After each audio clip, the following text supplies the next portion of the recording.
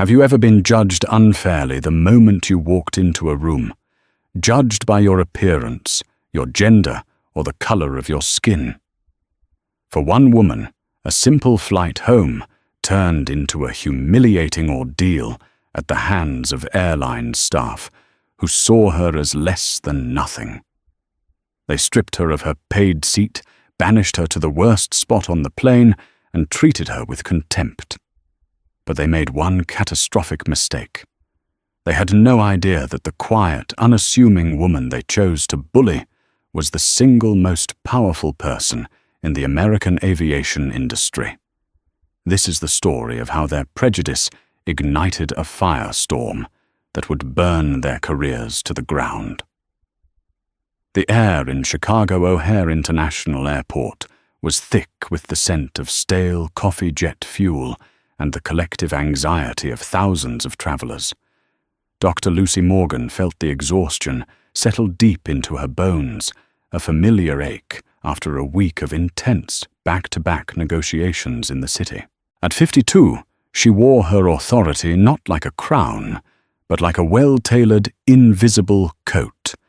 Her salt and pepper hair was pulled back into a simple, elegant twist, and her clothes, a pair of comfortable trousers and a soft cashmere sweater, were chosen for practicality, not for show. She carried no designer handbag, only a worn leather briefcase filled with documents that held the weight of the nation's airways. As the acting director of the Federal Aviation Administration, Lucy's life was a meticulously managed whirlwind of policy meetings, safety audits, and congressional hearings. Flying was as routine to her as breathing, but she rarely flew in first class. It was a personal choice, a way to stay connected to the reality of the average passenger. To understand the system, she believed you had to be in the system, not floating above it, in a bubble of champagne and hot towels. Her flight Apex Air 582 to Los Angeles was delayed, first by 30 minutes, then an hour. A mechanical issue, the screen announced with digital indifference. Lucy found a quiet corner near the gate B12 and sank into a stiff airport chair, pulling out a thick binder. The pages were dense with technical data on a new composite material for fuselage construction. She lost herself in the numbers, the precise language of stress tolerances and material fatigue, a world of order and logic that was a welcome escape from the chaotic dance of human interaction. Finally, the announcement came that boarding would soon commence. A collective sigh of relief rippled through the waiting passengers. Lucy packed her binder away and joined the line for Group 2. That's when she first noticed the gate agent. Her name tag read Bella. She was a woman in her late 40s with tightly permed blonde hair and a slash of bright red lipstick that seemed painted on in a permanent sneer. She operated her station with the air of a petty tyrant, barking orders, snatching boarding passes, and sighing with theatrical impatience at any question. "Have your IDs out and ready. I don't have all day, people," she snapped her voice, cutting through the terminal's low hum. Lucy watched as Bella dealt with an elderly couple who were confused about their seat assignments. Instead of helping, Bella rolled her eyes and pointed a long acrylic nail at the screen.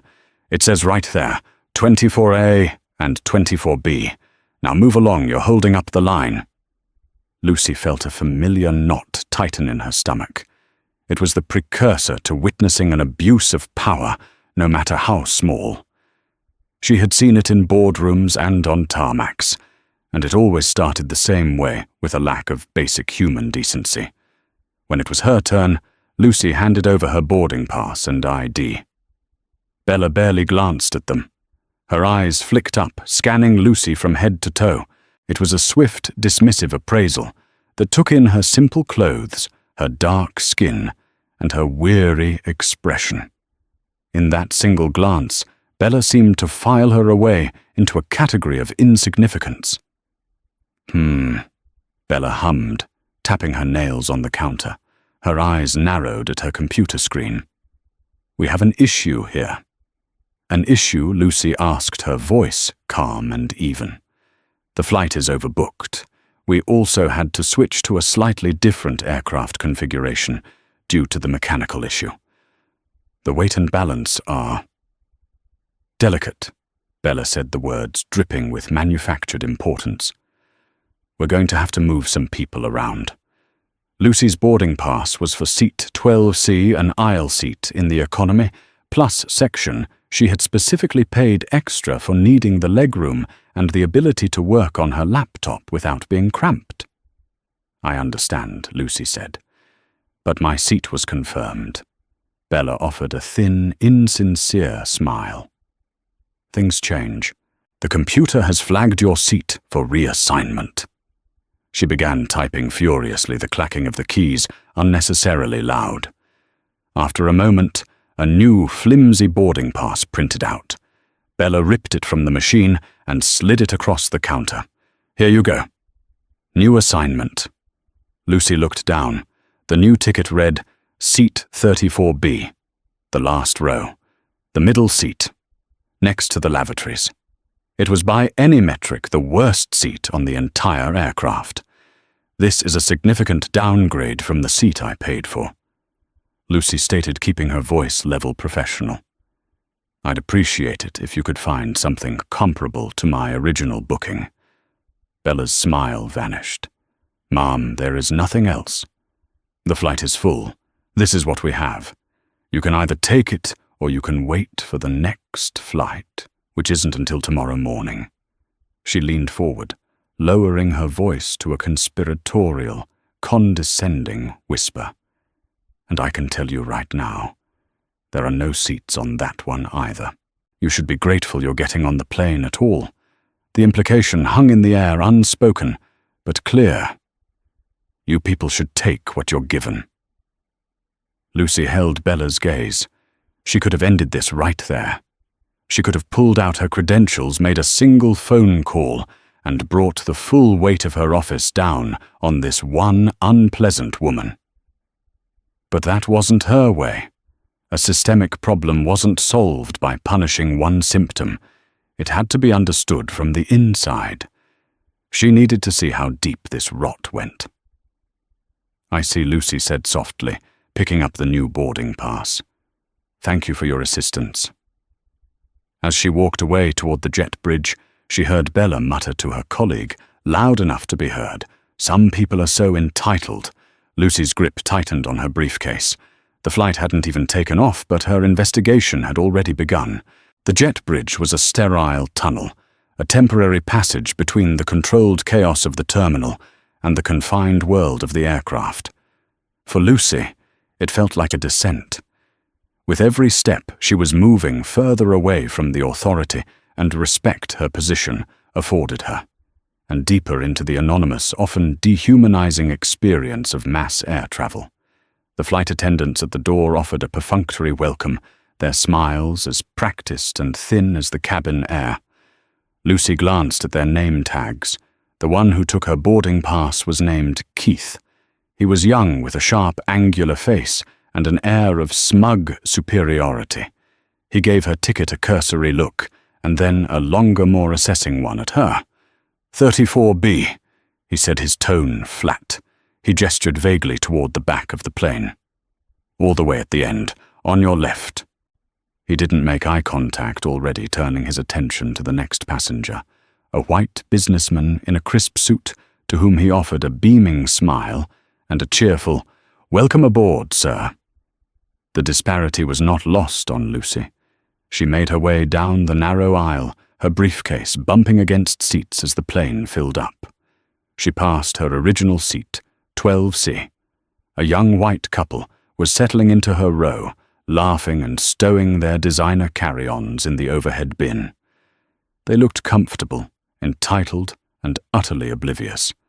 There was no sign of a weight and balance issue here. The issue, it seemed, was Lucy herself. The further back she went, the more cramped the seats became, and the more frazzled the passengers looked. Finally, she reached the last row. Row 34 was pressed hard against the rear galley and the two lavatories. The chemical smell from the toilets was already faintly discernible. There was no window, only a solid plastic wall. The seats didn't recline. It was the Siberia of air travel. A portly man with a flushed face and a newspaper was already in the aisle seat, 34C. He grunted as Lucy excused herself to get to the middle seat. She squeezed past him, her knees bumping his, and settled into the narrow confines of 34B. The seat felt smaller, the padding thinner, as if designed for punishment. She stowed her briefcase under the seat in front of her and tried to find a comfortable position. But there was none. Her shoulders were pressed against the man on her right and would soon be pressed against whoever took the seat on her left. The constant traffic to and from the lavatories would mean a steady stream of people bumping her legs and hovering over her. A young mother with a crying baby was in the seat on her left, 34A. The woman looked exhausted and apologetic. "I'm so sorry," she whispered, trying to soothe the infant. "Don't be," Lucy said with a genuine, gentle smile. "He has every right to be upset. It's a stressful environment." The mother gave her a grateful look. The flight attendant, Keith, came down the aisle doing a final cabin check. He saw Lucy, and his lip curled into a slight smirk. "Everything okay back here?" he asked, his voice laced with a condescending sweetness that didn't reach his eyes. "I'm fine, thank you," Lucy replied evenly. "Good. Just so you know," he added, leaning in as if sharing a helpful tip. "The flight is completely full, so you'll need to stay in your assigned seat for the duration of the flight. No moving to empty seats because there aren't any." It was another small jab, another reminder of her place. He was treating her like a potential troublemaker. Lucy simply nodded, her expression unreadable. She refused to give him the satisfaction of a reaction. She was an observer now, a data point in her own involuntary study. As the plane taxied to the runway, the safety demonstration began on the overhead screens. Keith stood near the galley, arms crossed, looking bored. His eyes occasionally flickered towards Lucy, a silent monitoring that felt both personal and deeply unprofessional. The engines roared to life, and the plane accelerated down the runway. As it lifted into the air, the pressure change made the baby next to her cry louder. The man on her other side rustled his newspaper with irritation. The chemical smell from the toilets intensified. Lucy closed her eyes. This wasn't just poor customer service. This was a targeted and deliberate act of humiliation. Bella at the gate had made a judgment based on prejudice. Keith on the plane was enforcing it with relish. They were two parts of the same rotten machine, a machine that ran on petty power and casual cruelty. They thought they were putting an insignificant woman in her place. They had no idea that they weren't just demoting a passenger. They were grounding an entire airline. The first hour of the flight was a study in subtle indignities. The beverage service began at the front of the cabin and worked its way back. Keith and another flight attendant moved with practiced efficiency, their smiles and pleasantries seemingly reserved for those in the front half of the plane. When the cart finally reached the last row, their supplies were depleted. "We're out of ginger ale and coffee," the other flight attendant announced, not looking at anyone in particular. "We have water, orange juice, or cola." The man in 34C grumbled and asked for a cola. The young mother in 34A politely requested some warm water for her baby's bottle. Lucy asked, "Could I please have a cup of tea and a water?" Keith, who was managing the cart, looked at her as if she'd asked for a flute of champagne. "I just told you we're out of coffee. That means no hot water." "You have hot water for the baby's bottle," Lucy pointed out calmly. Keith's eyes narrowed. "That's for the baby," he said, his voice dropping. "It's a courtesy. We don't have enough to start brewing tea for everyone in the back of the plane." He thrust a plastic cup of ice water at her, without another word, and moved away to collect trash. Lucy looked at the cup in her hand. It was such a small thing, a cup of tea. But in this context, it was another brick in the wall of disrespect they were building around her. She didn't press the issue. Instead, she took out a small notebook and a pen from her briefcase and made a note. She jotted down the time, the flight number, and the flight attendant's name, Keith. Refusal of standard service. The man in 34C, whose name she learned was Frank, leaned over. "That was out of line," he whispered, gesturing his head toward Keith. "I saw him make tea for a woman in row 20, not 10 minutes ago. What's his problem?" "It's no bother," Lucy said quietly, though she appreciated the solidarity. "No, it is," Frank insisted. "People like that, they get a little bit of authority, and they think they're kings. I fly this route twice a month. Apex has been going downhill for years."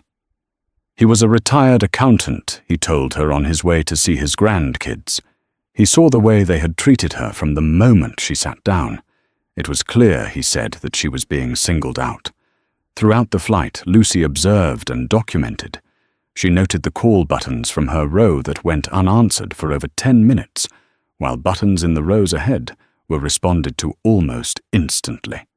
She watched Keith laugh and joke with passengers in the Economy Plus section, offering them extra snacks and pillows, while his demeanor in the back of the cabin remained cold and dismissive. The line for the lavatories was a constant shifting crowd in the small space beside her seat. People leaned on her headrest. Their bags knocked against her shoulder. Their conversations intruded into her already non-existent personal space. It was the price of sitting in 34B, and she endured it with a stillness that was both her nature and her professional training. She was gathering evidence, not just of her own mistreatment, but of a service culture that was fundamentally broken. This wasn't just about Bella and Keith. This was about Apex Air. Mid-flight, she decided to test the system again. She needed to access a document from her briefcase, which required her to stand up and pull it out from under the seat. Given the cramped quarters, it was a difficult maneuver. As she was trying to get up, Frank graciously offered to step into the aisle.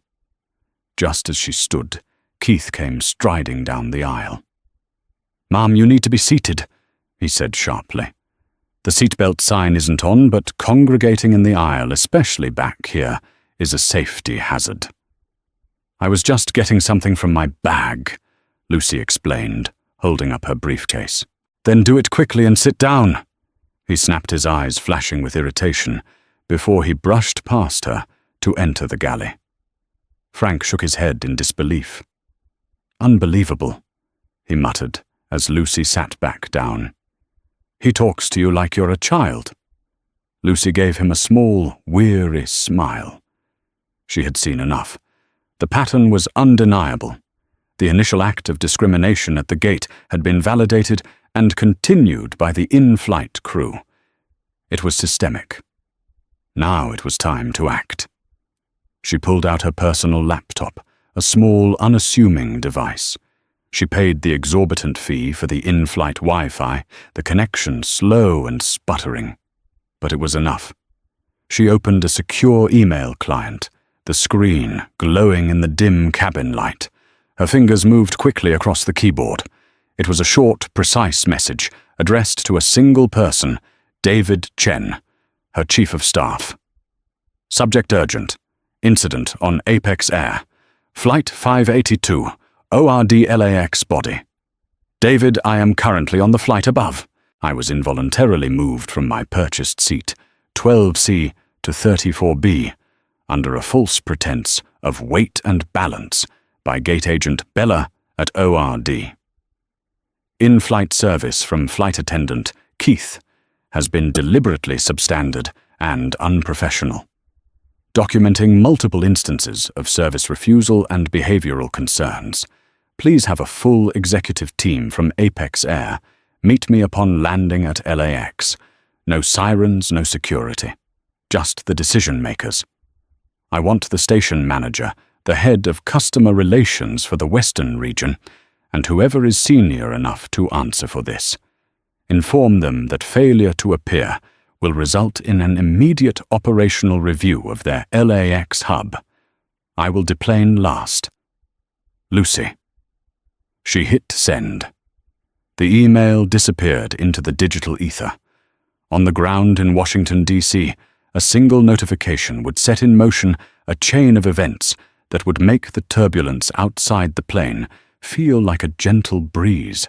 For Bella and Keith, judgment was no longer a distant possibility. It was now accelerating towards them at 500 miles per hour. It was 3:30 p.m. in Washington, D.C., and David Chen was in a meeting about proposed changes to drone flight regulations over urban areas. His phone, which he kept face down on the table for all but the most critical alerts, buzzed once.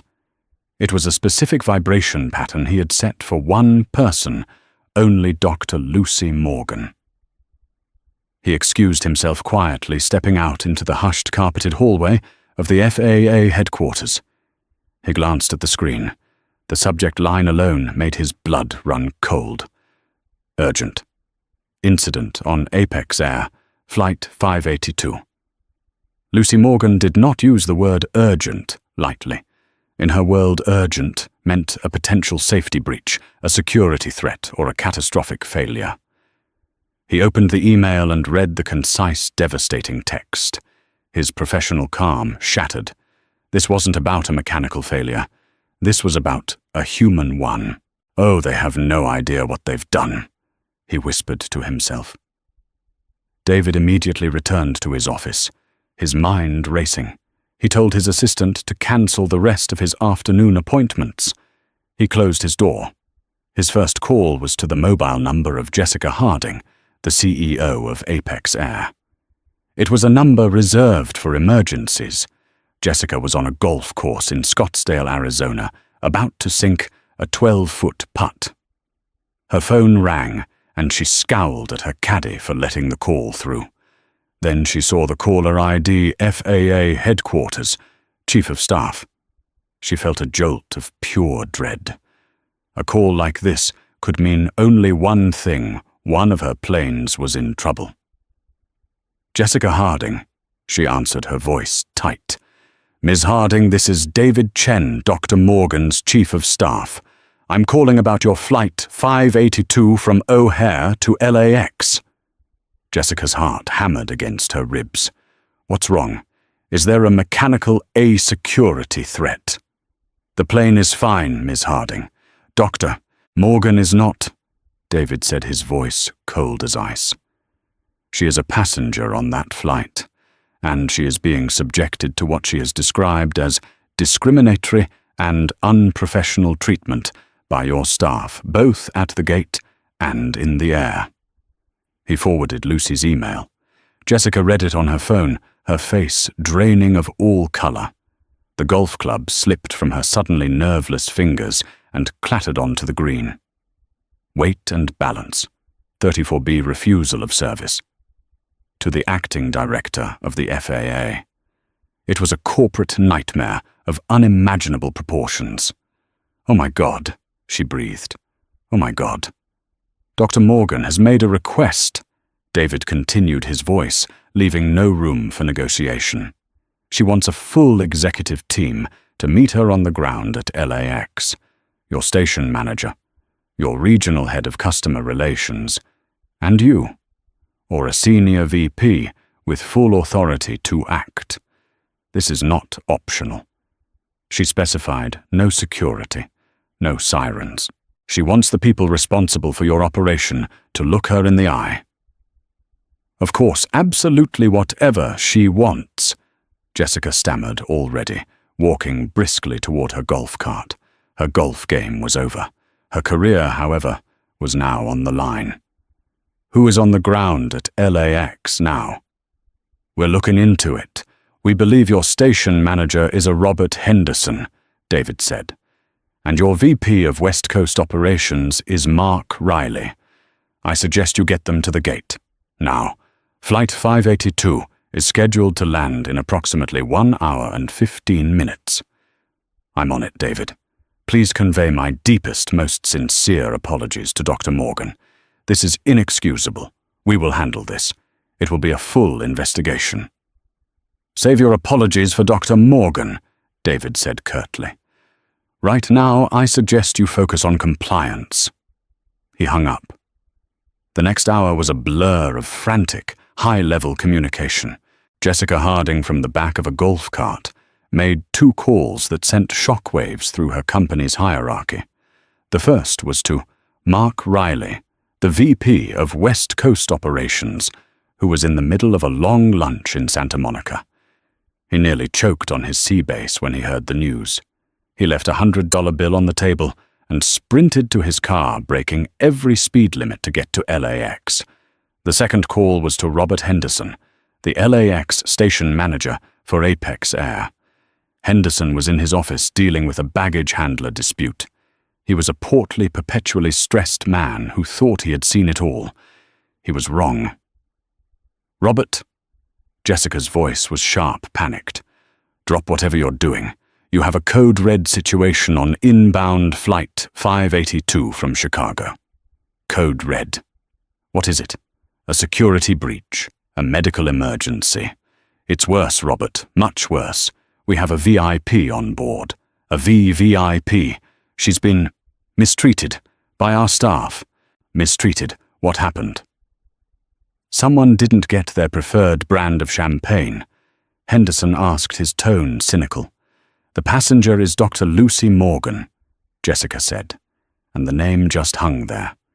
Henderson, who had been in the airline industry for 30 years, felt a cold pit form in his stomach. He knew that name. Everyone in the industry knew that name. She was the one who could ground fleets, levy million-dollar fines, and revoke operating licenses with the stroke of a pen. She's on 582, he stammered. Yes, Robert. And a gate agent in Chicago moved her to the last row of the plane.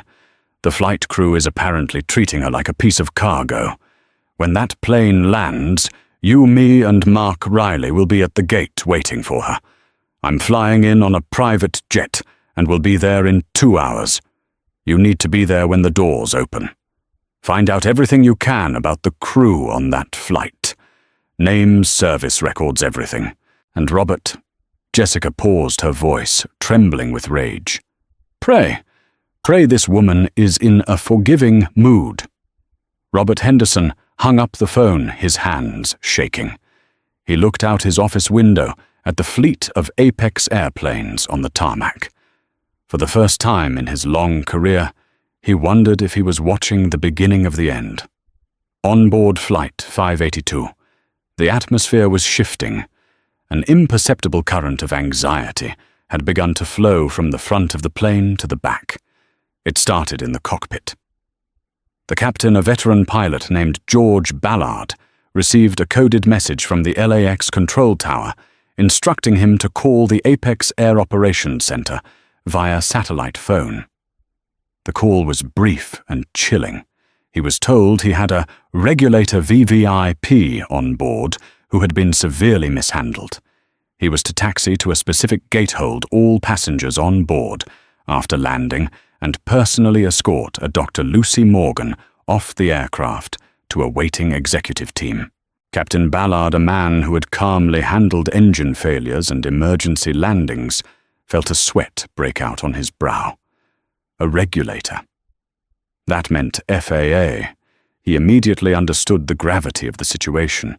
He informed his co-pilot, and a tense silence fell over the cockpit.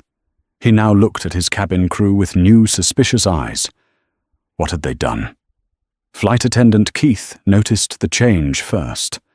A message chimed on the small crew computer screen in the galley, an instruction from the captain to prepare for landing and then hold all passengers. This was unusual. Typically, they would be cleared to let passengers deplane as soon as the jet bridge was in place. He shrugged it off as a minor security check or a customs issue. He was far more concerned with finishing his service and getting off the plane. He did one last pass for trash, his movements still filled with the same arrogant efficiency. He collected the plastic cup from Lucy's tray table without a word or a glance in her direction. To him, she was already forgotten, another nameless face in a long, tedious day. As the plane began its final descent into Los Angeles, the familiar chimes sounded, and the captain's voice came over the intercom. "Flight attendants, please prepare the cabin for landing." The plane banked over the sprawling grid of city lights, a glittering carpet of civilization.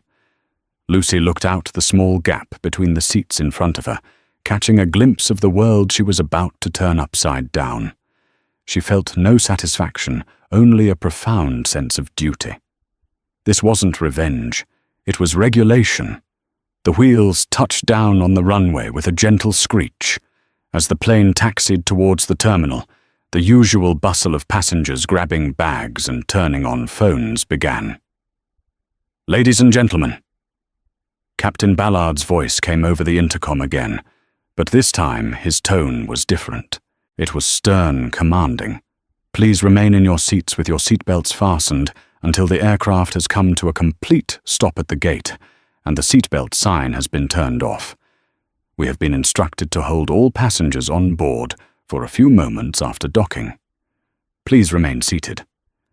Thank you for your cooperation." A confused murmur spread through the cabin. Passengers exchanged puzzled glances. Keith looked toward the front of the plane, a flicker of annoyance on his face. This was going to delay his night out in Venice Beach. The plane docked at the gate with a soft bump. The engine spooled down, but the seatbelt sign remained on. The jet bridge connected, but the cabin door remained closed. The tension in the cabin grew with each passing second.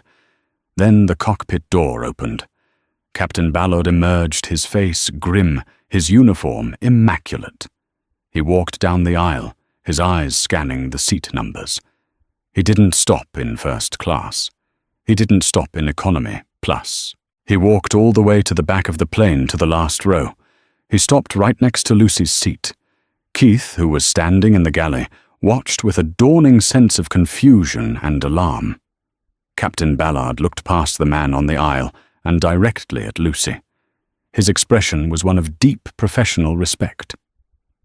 "Dr. Morgan?" he asked, his voice steady. Lucy looked up from her notebook. "Yes, Captain. I am Captain Ballard. Please come with me. Your reception is waiting for you." He offered her his hand. Slowly, Lucy Morgan unbuckled her seatbelt and stood up. The man on the aisle. Frank stared with his mouth agape. The young mother with the baby looked on in silent wonder. All eyes in the back of the plane were now fixed on this quiet, unassuming woman. Keith's face had gone pale. Dr. Morgan, reception. What was happening? His mind raced, trying to connect the dots. The condescending remarks, the refusal of tea, the smug satisfaction he'd felt. It all came rushing back to him, now tinged with a horrifying sense of dread. As Lucy walked past him, led by the captain, she paused for a brief moment. She looked Keith directly in the eye. She said nothing. She didn't have to. Her calm, piercing gaze said everything. In that moment, Keith Miller felt the solid ground beneath his feet turn to sand. His world was about to crumble. The walk from seat 34B to the front of the aircraft was the longest journey of Lucy Morgan's life. With Captain Ballard as her solemn escort, she moved through the narrow aisle, a space that had felt like a prison just moments before, but was now a stage. A silent, potent energy rippled through the cabin in her wake. The plane, filled with the rustling of passengers eager to deplane, grew preternaturally still. Every set of eyes was fixed on her. She passed the young mother who clutched her now sleeping baby, and gave Lucy a look of wide-eyed awe. She passed Frank, her temporary ally in the last row, who caught her eye and gave a slow, deliberate nod of profound respect.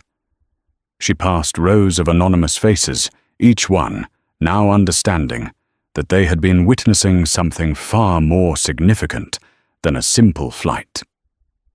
As she walked through the Economy Plus section, she saw the couple who had been sitting in her rightful seat, 12C. The young man stared, his mouth slightly agape, finally comprehending that the weight and balance issue had a name and a face, and it was now walking past him with the gravitas of a judge. Lucy kept her expression neutral, her gaze fixed forward. This was not a victory lap. There was no triumph in her heart, only the cold, heavy certainty of a necessary duty. Each step was a measured beat in a symphony of accountability that was about to reach its crescendo. She wasn't a wronged passenger seeking an apology anymore. She was an instrument of federal authority, and the institution of Apex Air was about to be held to account. Captain Ballard paused at the front galley and nodded to the lead flight attendant, who with a trembling hand pushed the lever to open the main cabin door. The hiss of the seal breaking sounded unnaturally loud in the silent cabin. The scene that greeted them on the jet bridge was one of carefully managed corporate terror. Under the sickly fluorescent glow, a small delegation of men in suits stood in a tight, anxious cluster. At the forefront was Robert Henderson, the station manager. His face was florid, a sheen of sweat glistening on his forehead, despite the cool, conditioned air. His tie was slightly askew, and he clutched a tablet as if it were a shield. Beside him, taller and attempting a veneer of composure that was cracking at the edges, was Mark Riley, the VP of West Coast Operations. His jaw was clenched so tightly that a muscle jumped in his cheek.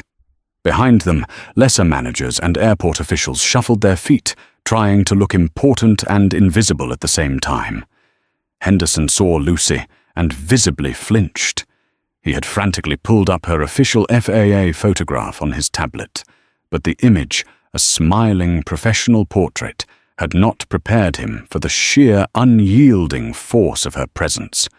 He saw the exhaustion in her eyes, and it terrified him more than any anger could have. It was the look of someone who had been pushed past her limit and was now operating on pure, undiluted purpose. "Dr. Morgan," Henderson began, his voice a strained croak. He lunged forward, extending a clammy hand.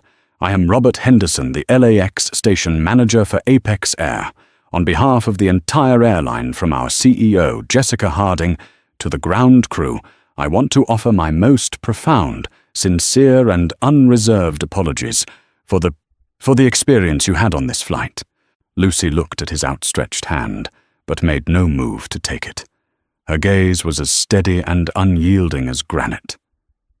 "An apology, Mr. Henderson," she said, her voice quiet, yet cutting through the tension with absolute clarity, "is a bandage for a cut. It is a gesture offered when a simple mistake has been made. What I have witnessed today is not a simple mistake. It is a symptom of a systemic infection." Henderson let his hand fall to his side, his face crumpling. Mark Riley stepped into the breach, his own voice smoother, more practiced in the art of corporate damage control. "Dr. Morgan, Mr. Riley, I assure you this is not who we are as a company. This is an aberration, a failure of individual judgment that we will rectify immediately. The employees responsible will be held to the highest standard of accountability." "What you are, Mr. Riley, is what you do," Lucy countered, her eyes never leaving his. "And what your employees did today was act on a prejudice that your corporate culture clearly allows to fester. This was not an aberration. It was the predictable result of inadequate training and a complete lack of oversight." Her gaze flickered past them for a moment. "I am officially requesting the full names and service records of the Chicago-based gate agent for this flight, Bella Jenkins, and all members of the in-flight cabin crew. I want those files on my desk by 9 a.m. Eastern Time tomorrow. Of course, Dr. Morgan, immediately." Riley replied the words, tumbling out of his mouth. He was already signaling to an aide who began furiously typing on his phone. At that moment, the cabin crew released from their stations began to file out of the aircraft. They were led by the senior flight attendant, followed by the others, their faces a mixture of curiosity and apprehension at the sight of the executive welcoming committee. Last among them was Keith Miller. He emerged from the plane with a slight swagger, still in his step, already thinking about his evening plans. He saw the suits and froze, his easy confidence instantly evaporating. His eyes darted around, trying to make sense of the scene, and then they landed on Lucy Morgan. He saw her standing there, not as the meek passenger from 34B, but as the undeniable focal point of this entire tableau of power. He saw the fear on his station manager's face. He saw the fury on the vice president's, and he felt a sudden sickening lurch in his stomach, as if the jet bridge had dropped 10 feet. Lucy turned her head slowly, deliberately. The air grew thick and heavy.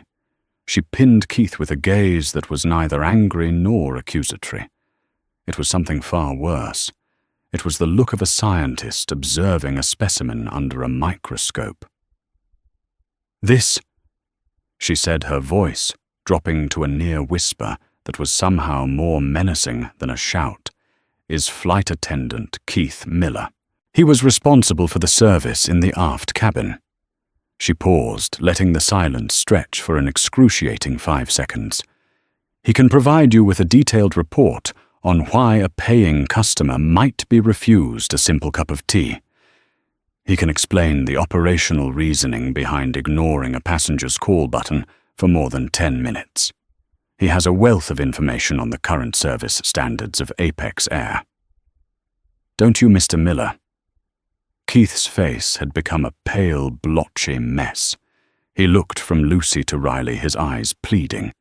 "Sir, there was turbulence. The cabin was busy." He stammered, the excuses sounding pathetic even to his own ears. Mark Riley's face was a thundercloud of corporate rage. The humiliation his company was suffering was now personified in this one smirking, incompetent employee. "Mr. Miller!" Riley snapped his voice like the crack of a whip. "You are suspended effective immediately. Hand over your crew ID to Mr. Henderson. You will be escorted to an office to give a full detailed statement. Do you understand me? Suspended." Keith yelped a note of indignant disbelief in his voice. "For what I didn't do anything wrong, I was doing my job." That was the final straw. Lucy's calm finally gave way to a flash of cold, righteous anger. "Precisely," she declared, her voice rising in volume and authority, commanding the attention of everyone on the bridge. "You did nothing, Mr. Miller. You did nothing when a passenger was clearly singled out and humiliated. You did nothing to provide even the most basic standard of service.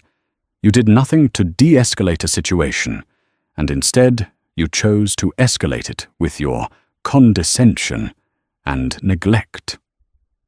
Your inaction was a deliberate choice. Your disrespect was a choice.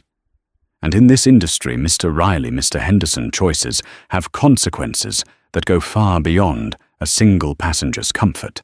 They speak to the safety and ethical culture of your entire operation." She turned her full attention back to the executives who now looked ashen. "This incident, this disgraceful series of choices made by your employees, will be the catalyst for a full-scale, top-to-bottom FAA review of Apex Air's training protocols, its complaint resolution procedures, and its non-discrimination policies, starting immediately." If she had set off a flare in the enclosed space, the effect could not have been more shocking. Riley physically staggered back a step. Henderson looked like he might faint. An FAA review was the airline industry's equivalent of a public audit by the tax authorities, invasive, exhaustive, and brutally revealing. It meant millions in costs, months of disruption, and the potential for crippling fines. My office will be in touch tomorrow to schedule the entrance briefing, Lucy concluded. Her part in this was done. She had rendered her judgment. Now, if you'll excuse me, I have had a very long day. Without another word, she turned and walked away from the scene of the wreckage. She moved past the stunned executives, her worn leather briefcase held firmly in her hand.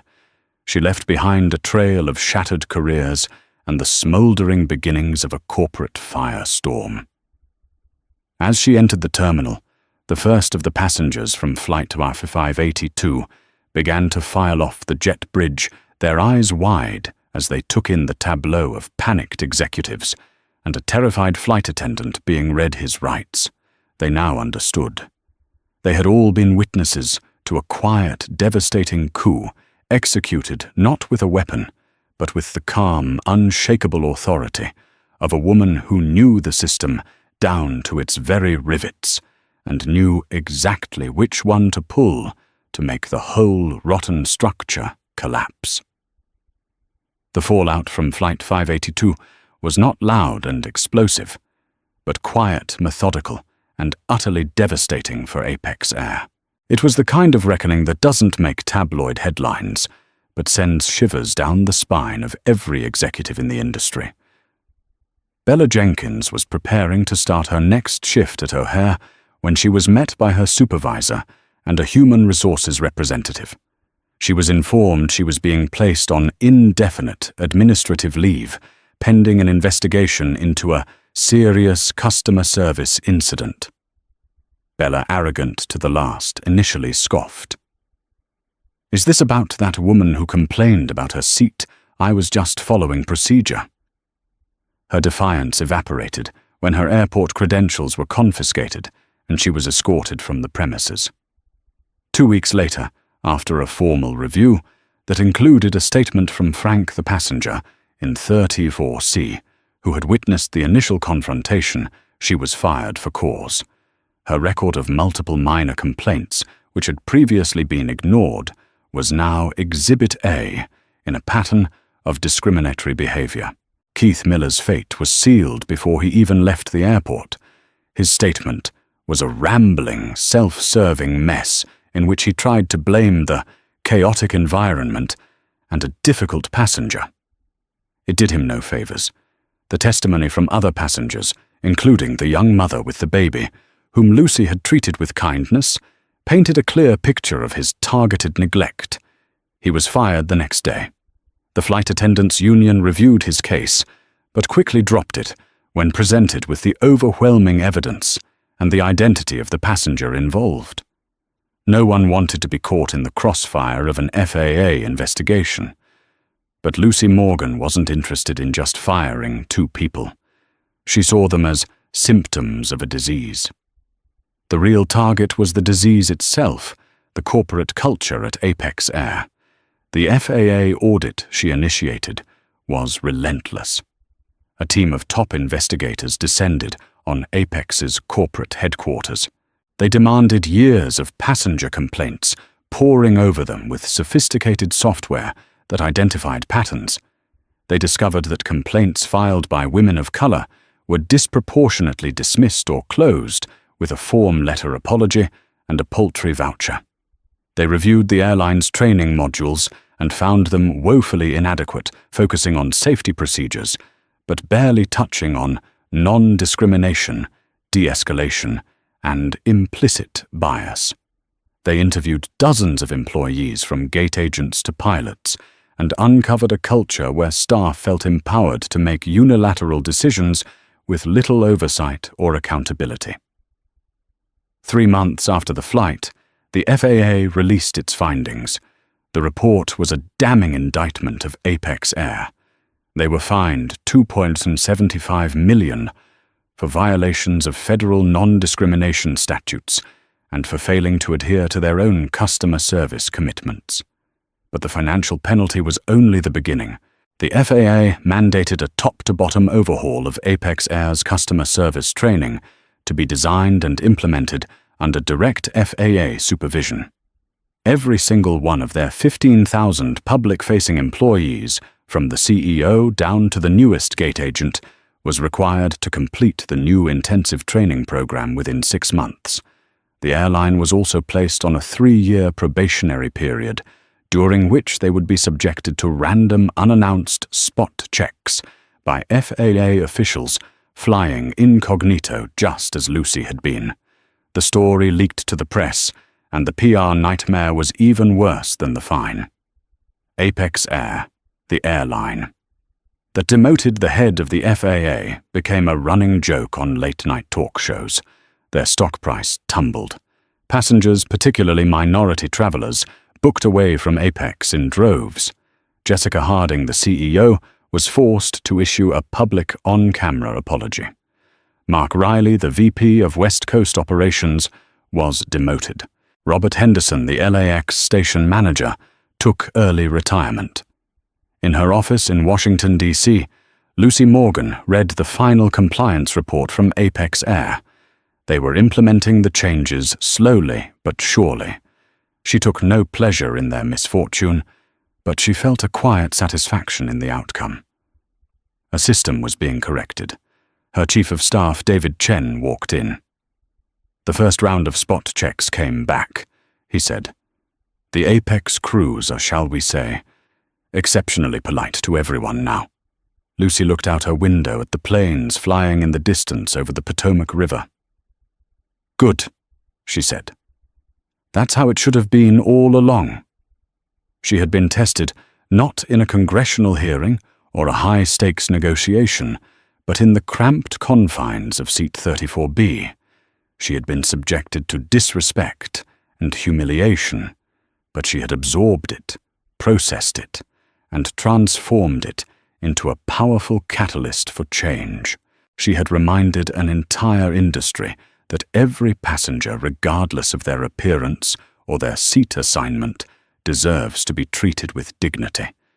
And she had proven that sometimes the quietest person in the room holds the most power of all.